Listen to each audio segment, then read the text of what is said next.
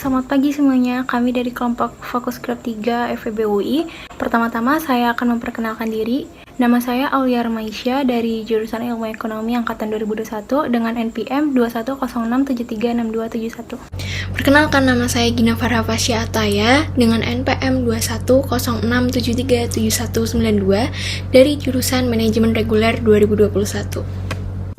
Perkenalkan, nama saya Kansa Safitra Rasmana dengan NPM 2106720153 dari jurusan Akuntansi KKI 2021. Perkenalkan, nama saya Muhammad Wisamadi Soro dengan NPM 2106738491. Saya dari jurusan Akuntansi Reguler tahun 2021.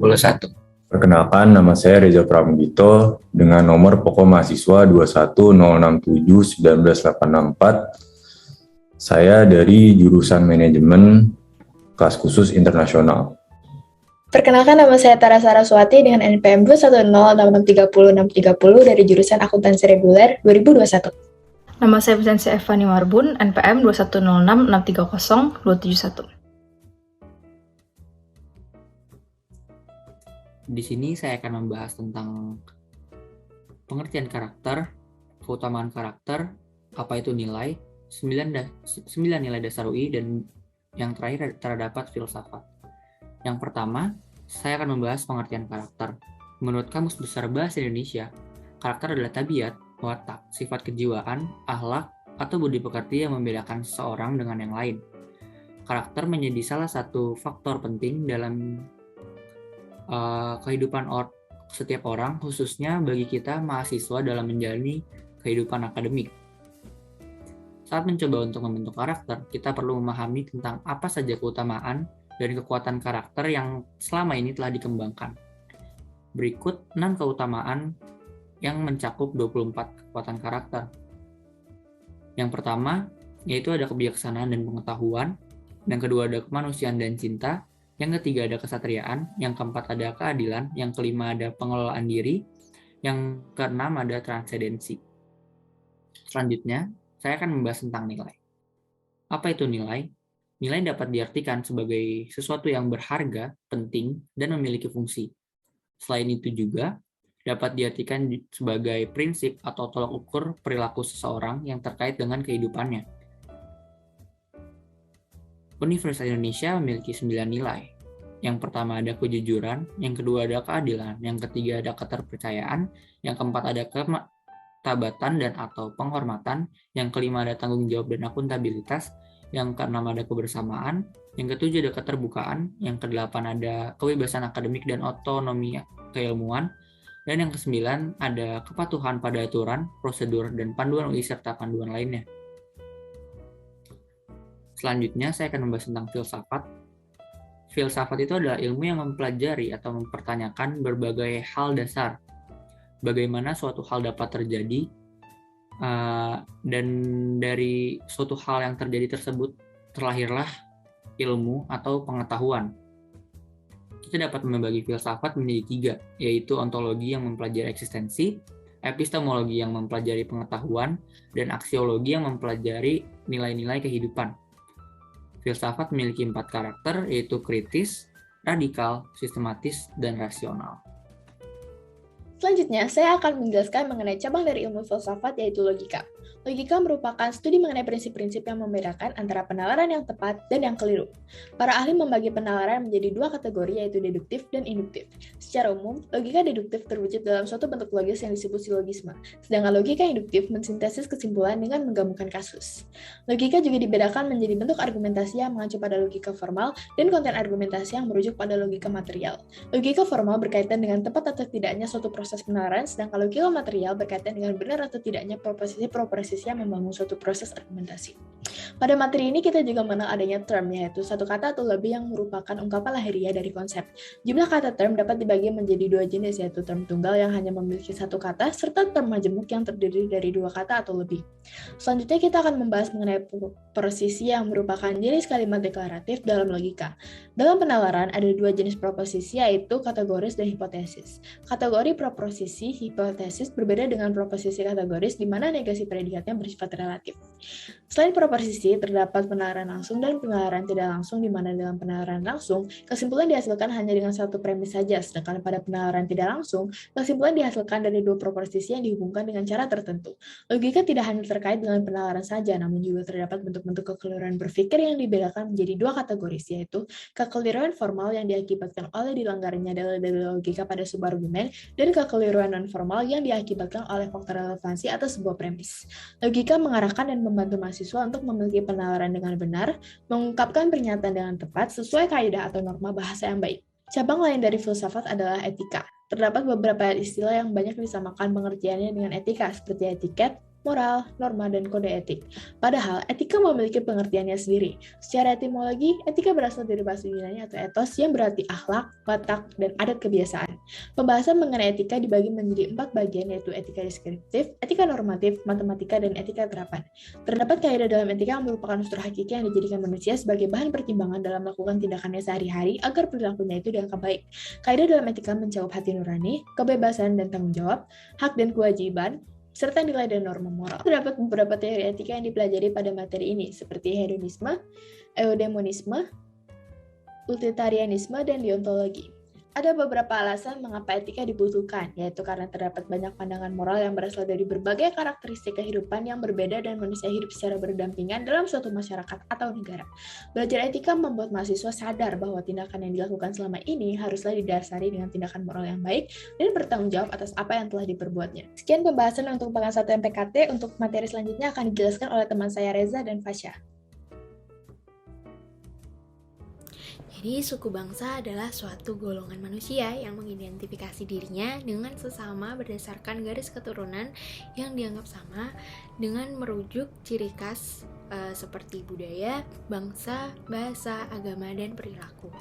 Nilai kebangsaan sendiri merupakan suatu komponen krusial yang harus dimiliki setiap masyarakat di Indonesia. Dengan demikian, nilai kebangsaan dapat diartikan sebagai suatu kesadaran dari warga negara yang dianggap penting atau berharga bahwa dirinya merupakan bagian dari suatu negara yang mempunyai ciri-ciri tertentu untuk menandainya. Sebuah negara terdiri dari beberapa komponen, yaitu yang pertama adalah rakyat, yang bisa dibilang juga sebagai penduduk, yang merupakan bagian dari sebuah negara. Kemudian wilayah dalam sebuah negara itu dapat dilihat sebagai wilayah darat, laut, udara, dan ekstrateritorial dengan batas-batasan tertentu. Lalu pemerintah yang berdaulat, pengakuan kedaulatan dari negara lain, baik secara de facto ataupun de jure, konstitusi, dan tujuan negara. Jadi terdapat geopolitik, yang artinya secara harfiah itu merupakan ilmu tentang pengaruh faktor geografi terhadap ketatanegaraan. Geopolitik di Indonesia disebut dengan wawasan Nusantara yang memiliki berbagai fungsi, yang salah satunya merupakan wujudan dari persatuan bangsa serta pemeliharaan persatuan bangsa. Dalam melanjutkan dan melaksanakan konsep wawasan Nusantara, digunakan konsep geostrategi yang disebut juga dengan ketahanan nasional. Konsep ketahanan nasional ini disusun dengan salah satu konsep wawasan Nusantara, yaitu Astagatra, yang terdiri dari Trigatra, yaitu aspek kekuatan ilmiah yang merupakan geografi, SDA, dan kemampuan penduduk, dan Pancagatra yang berupa aspek kekuatan sosial yang berupa ideologi, politik, ekonomi, sosial budaya, dan pertahanan keamanan. Pancasila sendiri merupakan dasar negara Indonesia yang seharusnya menjadi pemersatu dan standar perilaku masyarakat Indonesia. Perlu dilakukan peningkatan kesadaran yang merata bagi seluruh masyarakat Indonesia tentang pentingnya aplikasi Pancasila dalam kehidupan sehari-harinya.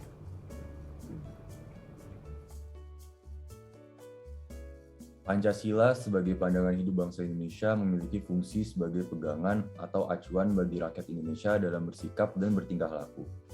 Pancasila juga merupakan cita-cita yang memberikan pedoman dan kekuatan rohaniah bagi bangsa untuk berperilaku luhur dalam kehidupan sehari-hari.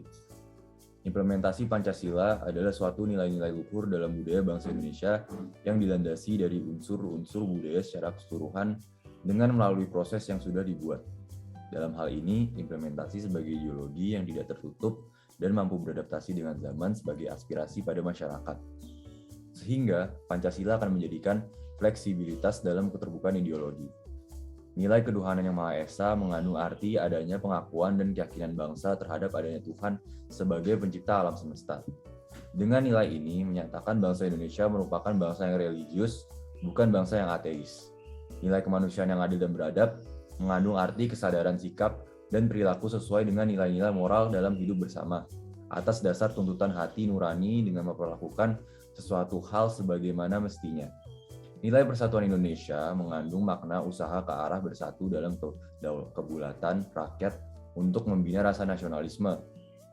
Nilai kerakyatan yang dipimpin oleh hikmat kebijaksanaan dalam permusyawaratan perwakilan mengandung makna suatu pemerintahan dari rakyat, oleh rakyat, dan untuk rakyat dengan cara musyawarah mufakat melalui lembaga-lembaga perwakilan.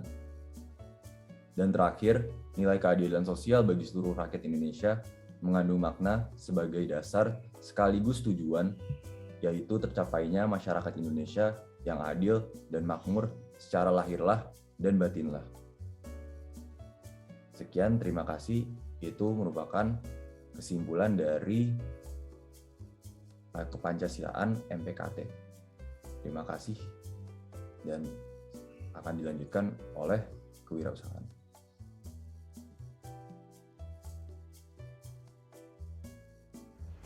Saya akan membahas mengenai kewarganegaraan. Kewarganegaraan dalam arti yuridis ditandai dengan adanya ikatan hukum antara orang-orang dengan negara. Pada masa penjajahan, terdapat perbedaan status warga negara antara warga negara Belanda dan status penduduk pribumi. Sekarang, kewarganegaraan Republik Indonesia diatur dalam Undang-Undang Nomor 12 Tahun 2006 yang memuat mengenai 4 asas kewarganegaraan Republik Indonesia dan 7 dasar kewarganegaraan Indonesia. WNI dapat kehilangan status kewarganegaraannya karena dicabut oleh pemerintah sebagaimana diatur dalam Undang-Undang Nomor 12 Tahun 2000. Namun terdapat alasan khusus yang menjadi alasan dicabutnya status kewarganegaraan tersebut. Status kewarganegaraan memiliki peran dalam hubungan timbal balik antara warga negara dengan negara. Hubungan timbal balik ini melibatkan unsur hak dan kewajiban dua belah pihak dan memiliki tujuan mendasar yang tercatat pada pembukaan Undang-Undang Dasar 1945 alinea keempat. Kemudian terdapat 3 prinsip dalam negara kesatuan ini, yaitu prinsip kedaulatan rakyat, prinsip negara republik, dan prinsip negara hukum. Dalam Undang-Undang Nomor 12 Tahun 2006, terdapat 4 asas untuk menentukan kewarganegaraan Republik Indonesia, yaitu asas ius sanguinis, di mana kewarganegara ditentukan berdasarkan keturunan, asas ius soli, yaitu kewarganegaraan seseorang ditentukan berdasarkan negara tempat kelahiran, asas kewarganegaraan tunggal, yaitu menentukan satu kewarganegaraan bagi setiap orang, dan juga asas kewarganegaraan ganda, yaitu asas yang menentukan kewarganegaraan ganda atau bipatrit bagi anak-anak. Hal ini diatur dalam Undang-Undang tentang Kewarganegaraan Republik Indonesia, namun Indonesia tidak mengakui adanya bipatrit dan penduduk tanpa kewarganegaraan hanya untuk anak-anak. Aspek praktis dari pasal-pasal Undang-Undang Dasar tentang hal warga negara diuraikan menjadi 3 kategori, yaitu keamanan, kesetaraan, dan kemerdekaan. Sementara untuk kewajiban yang harus dilaksanakan setiap warga negara antara lain adalah sebagai berikut. Yang pertama adalah kewajiban untuk menjunjung tinggi dan mematuhi hukum dan pemerintahan. Yang kedua, kewajiban untuk membela negara, kewajiban untuk membayar pajak, kewajiban untuk mengikuti pendidikan dasar atau wajib sekolah, dan yang terakhir adalah kewajiban untuk menghormati hak asasi orang lain. Selanjutnya, Indonesia dan dunia internasional. Hubungan antar bangsa dapat dijelaskan secara sederhana sebagai integrasi atau kerjasama yang terjadi ketika kedua negara memiliki kepentingan yang sama. Hubungan lain yang dapat terjadi adalah konflik atau pertentangan, yang terjadi ketika kedua negara memiliki kepentingan yang bertentangan pula. Konflik antar negara dapat mengalami eskalasi ketika salah satu pihak mulai merasa dirugikan, dan mereka mulai membahas rasa rugi ini dengan berbagai cara. Usaha negara-negara untuk mengatasi eskalasi ini adalah melalui menyiapkan warga negaranya untuk bela negara dalam upaya pertahanan keamanan. Bagi bangsa Indonesia sendiri, upaya ini diatur dalam pasal 27 ayat 3 yang berbunyi, setiap warga negara berhak dan wajib ikut serta dalam upaya pembelaan negara. Dan pasal 30 ayat 1 yang berbunyi, tiap-tiap warga negara berhak dan wajib ikut serta dalam usaha pertahanan dan keamanan negara. Selanjutnya, berbagai kecenderungan di era globalisasi. Era globalisasi ditandai oleh kemajuan teknologi dalam bidang transportasi, telekomunikasi, serta semangat perdagangan bebas. Pada era ini pula, Orang-orang terdorong menjadi warga negara dunia atau kosmopolit. Dunia tanpa batas akan merugikan bangsa yang sedang berkembang apabila bangsa itu tidak memiliki karakter nasional yang kuat dan tingkat intelektualitas yang tinggi. Maka dari itu, muncullah konflik antar negara maupun internal negara yang dipicu oleh perbedaan persepsi mengenai nilai-nilai dalam kehidupan berbangsa dan bernegara. Menurut Wright, isu era globalisasi diidentikan dengan pemanasan global dan perebutan wilayah sumber daya alam. Ia mengatakan bahwa perang fisik dipicu oleh, yang pertama, dunia yang menciut sebagai akibat kemajuan teknologi transportasi. Yang kedua, percepatan jalannya sejarah sebagai akibat kemajuan teknologi telekomunikasi. Ketiga, penemuan persenjataan baru yang lebih modern. Dan yang terakhir, kebangkitan demokrasi. Lalu, Indonesia dan globalisasi pada awal era dilanda bencana nasional yang berawal dari krisis ekonomi dan moneter, dan kemudian berkembang menjadi krisis budaya.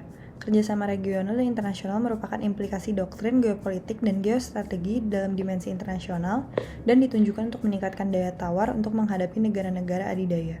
Bagi Indonesia, ASEAN merupakan lapis pertama geostrategi, sedangkan keikutsertaan Indonesia dalam Asia Pacific Economic Cooperation atau APEC merupakan konsep geostrategis lapis kedua. Kerjasama regional lapis pertama merupakan posisi garis perbatasan budaya karena terbentuk berdasarkan kesamaan budaya. Konsep itulah yang merupakan konsep ketahanan nasional Indonesia yang disebut ketahanan berlapis. Oke, selanjutnya di sini saya Aulia Remaisya akan menjelaskan mengenai kewirausahaan. Nah, definisi kewirausahaan itu sendiri adalah sebagai pihak atau seseorang yang melakukan sesuatu dengan kemampuan dan pikirannya untuk mencapai tujuan tertentu.